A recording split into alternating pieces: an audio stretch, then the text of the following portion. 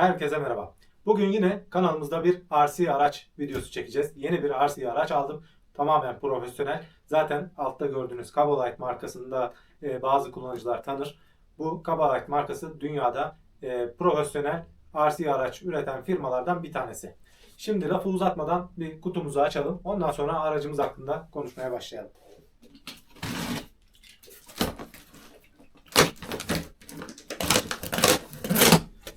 Gördüğünüz gibi kutunun uzunluğu neredeyse 1 metre.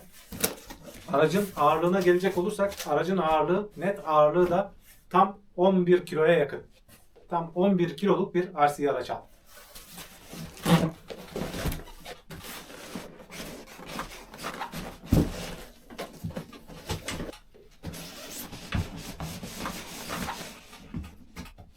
Kutusundan da göreceğiniz gibi araç bir harfiyat kamyonu. Yalnız profesyonel bir harfiyat kamyonu.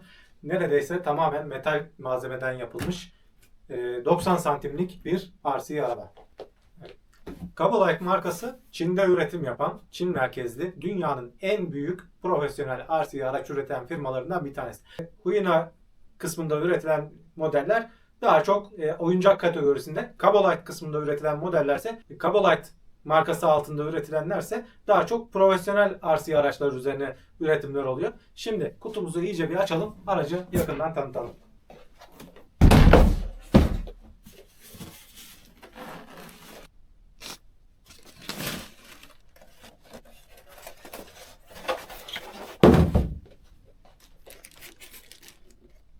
İçerisine FlySky'ın 2.4 GHz'lik bir kumandasını koymuşlar.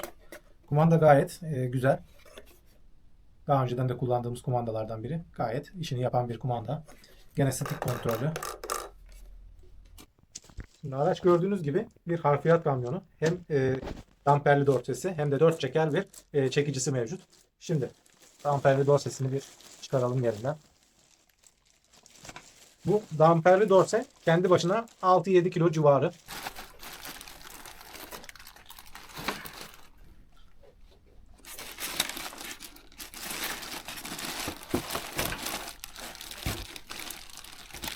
Şu ön çekici kısmı da gene alt kısmı metal ağırlıklı.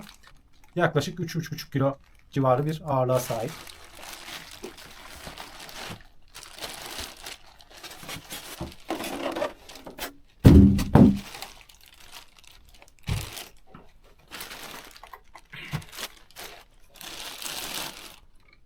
Araç gördüğünüz gibi Mercedes'in Arox modelinin aslında birebir aynısı. Sadece lisans almadıklarından dolayı önüne Mercedes logosu değil, Cabolite'ın bir logosunu uygun bulmuşlar.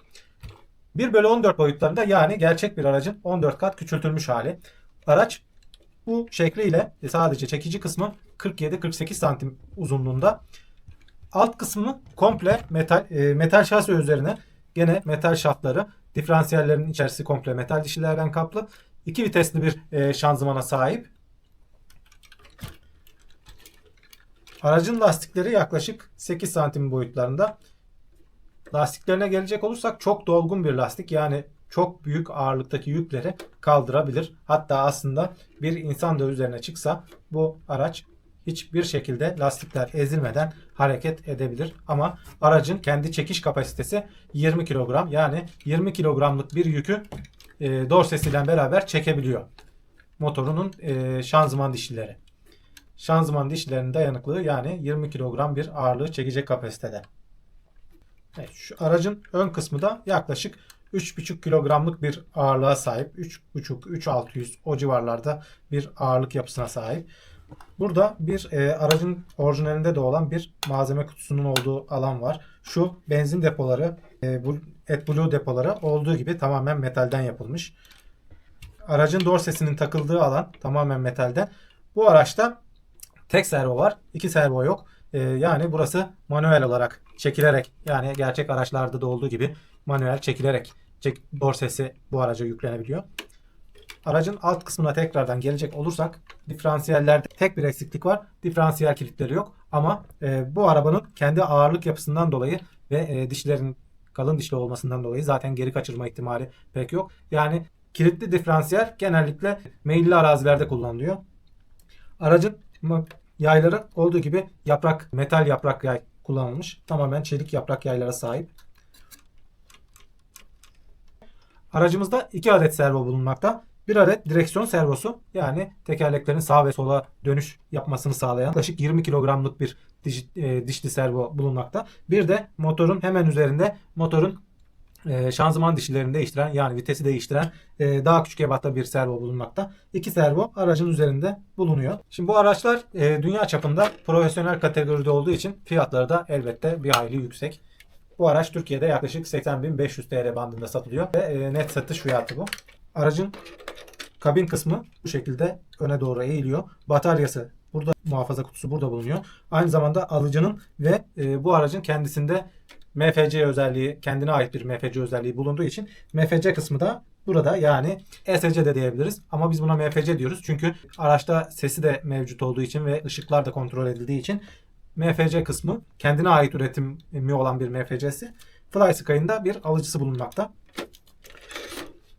Şimdi dorsesine de gelelim. Dorse kısmı oldukça ağır. Bu dorsesi tamamen metal malzemeden yapılmış.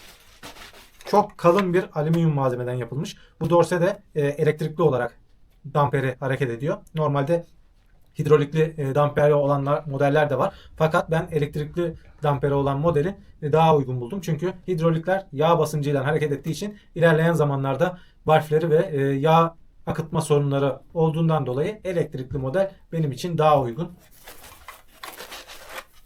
Şimdi burada kamyona ait yine bataryalar ve bazı parçalar bulunmakta. Şöyle römorkumuzun da şöyle alt kısmına gelecek olursak, gene tekerlekler oldukça dolgun yapıda. Yani bu aracın üzerine normalde 20 kilogramlık bir çekiş kapasitesi olsa da 100 kilogramlık bir yük de koysanız bu tekerlekler herhangi bir zarar göreceğini zannetmiyorum. Çok dolgun yapıda kullanılmış. Şu kısımlara gelecek olursak zaten tamamen bu kısımlar çelik yaprak yaylar kullanılmış. Tamamen çelik yaprak yaylar. Tamamen her tarafı metal malzeme olarak üretilmiş. Şurada yine bir kapaklı alan mevcut. Buraya da damperli dorsenin bataryası koyuluyor. Bu damperli dorse de kumandayla tamamen araçtan bağımsız olarak hareket ettirilebiliyor. Birazdan göstereceğiz. Şurada gene ayaklar mevcut. Bu ayaklar manuel. Kumandadan kontrol edilemiyor maalesef. Ama şöyle güzel bir detay yapmışlar. Burada yine aynı gerçek kamyonlarda olduğu gibi tekerleklerin yanlarına koyulan bir stoperler mevcut.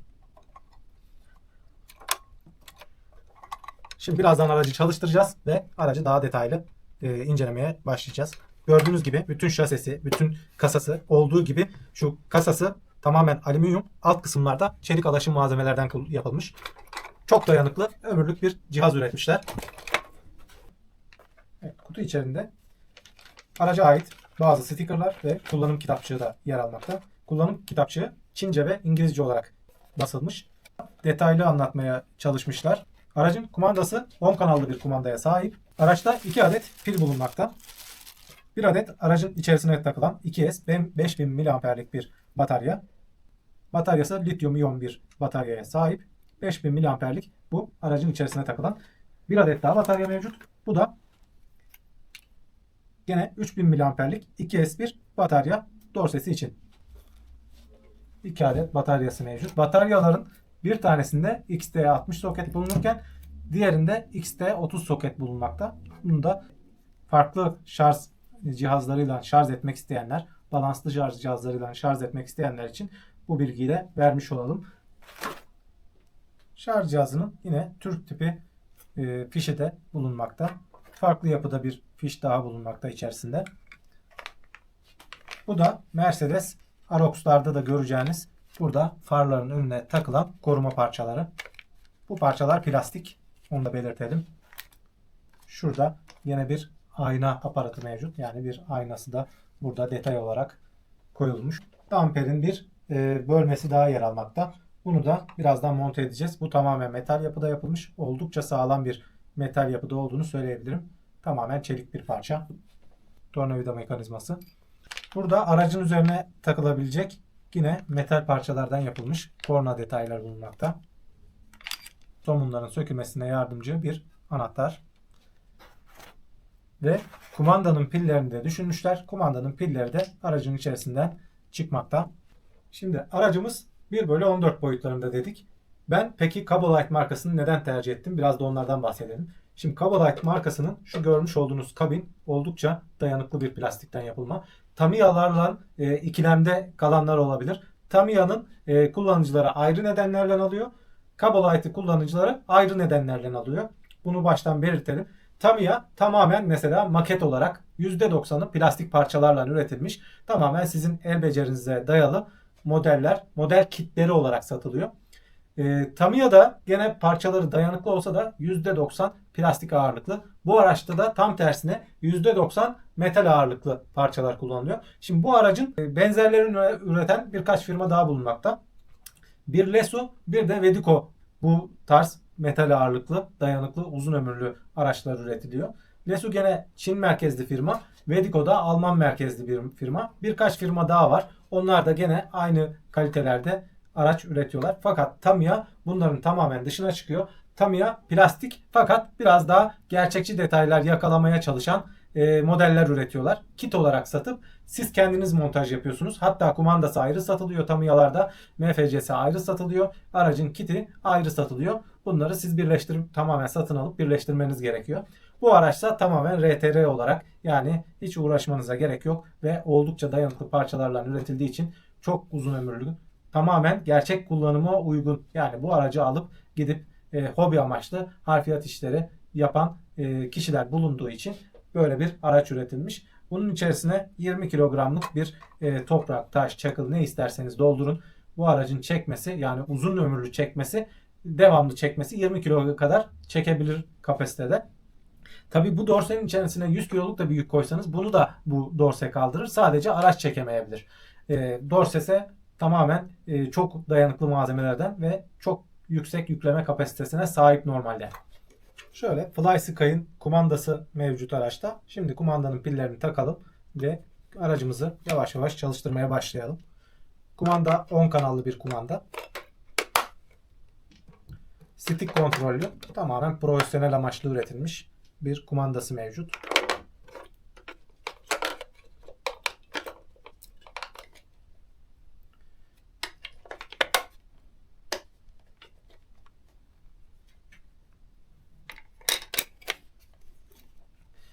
Kumandanın başlatma tuşu yine burada orta merkezde yer alıyor. Ben şimdi aracın pilini de takayım ve ondan sonra kumandayı açalım. Şöyle aracın pili de yine şu kabin kısmı aşağıya giderek şurada XT60 soketine takıyorsunuz. Şurada bataryayı sabitlemeye yarayan bir kemer bulunmakta. Bu kemerin de cırt cırtlı bir kemer. Şöyle yapıp şurada bir buton bulunmakta. Bu aracın açıp kapatma butonu. Bunu açıyoruz. Ve kupamızı kapatıyoruz.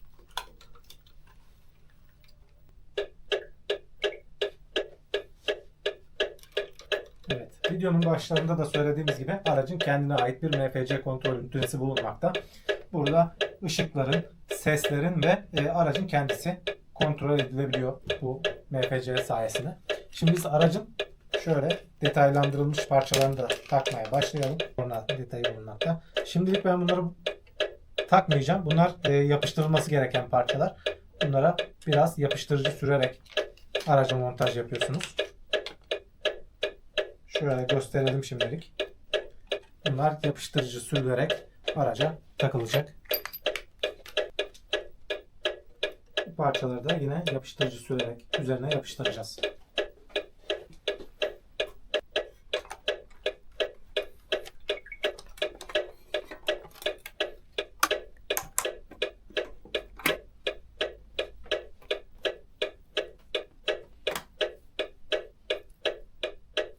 Dorsenin de bataryasını yerine yerleştirelim.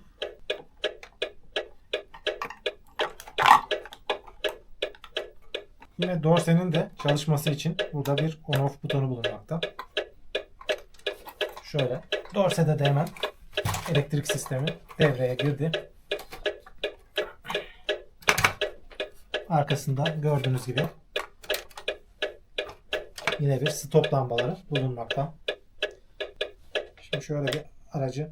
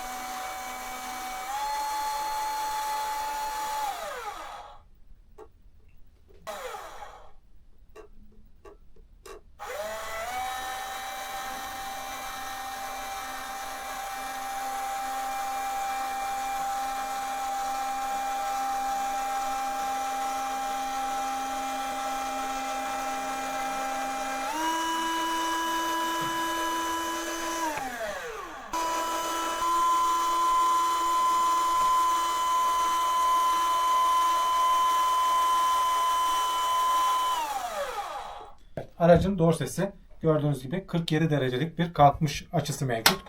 Dorse kalktığı zaman şu mekanizma otomatik olarak yere yatık olduğu zaman bu da kendini kilitliyor. Böyle bir de özellik ve detay eklemişler. Aynı gerçek dorselerinde olduğu gibi bu da kendini kilitliyor. Dorseyi bir kere indirmeye başladığınızda tekrardan yukarıya kaldıramıyorsunuz. Tamamen dorsenin aşağıya inmesi gerekiyor. Gene arka lambalarında göründüğü gibi aracın direksiyonu çevrildiğinde stoplarda yani sinyal lambaları da yine direksiyonun çevrildiği yöne doğru yanmaya başlıyor.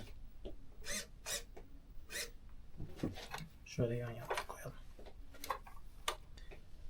Şimdi aracın sesine gelecek olursak yani bu çalışma sesi MFC ünitesinde. Şimdi Tamiya'larda bu çalışma sesi biraz daha açıkçası güzel geliyor kulağa. Şimdi bunda Tamiya'dan eksiklik kısmı aracın sallanmasını sağlayan yani böyle araçta titreşim yapmasını sağlayan Tamiya'lardan eksiği titreşim motoru yok. Bir de ses özelliği Tamiya'ların bir tık altında diyebiliriz. Fakat dediğim gibi Tamiya'lar tamamen plastik bazlı maket kit olarak satılan ürünler. Buysa plastiğine kadar premium bir plastik kullanılmış. Oldukça dayanıklı. Zaten aracın da %90'ı metal ağırlıklı olarak üretilmiş bir araç.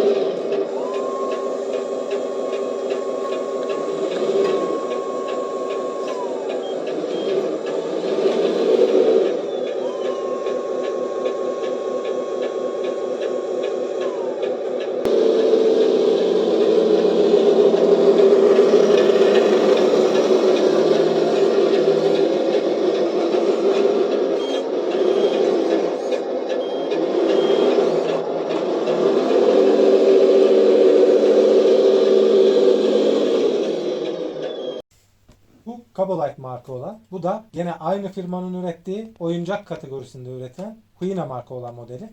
Bu 1/18 denilse de normalde 1/18 olarak satılıyor.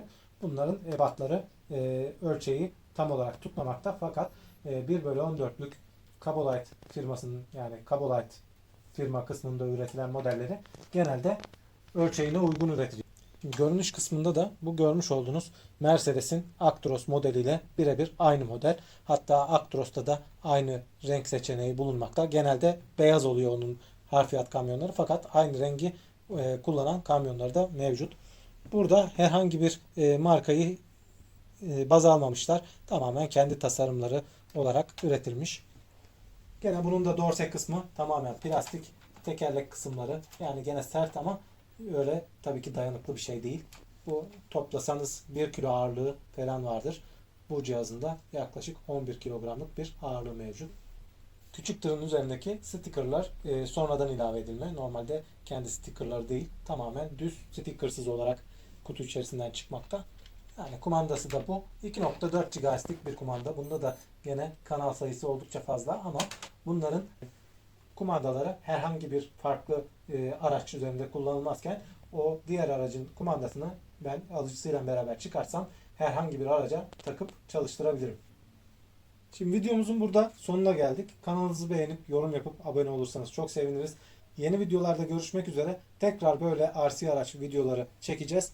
Hoşça kalın. Herkese iyi günler.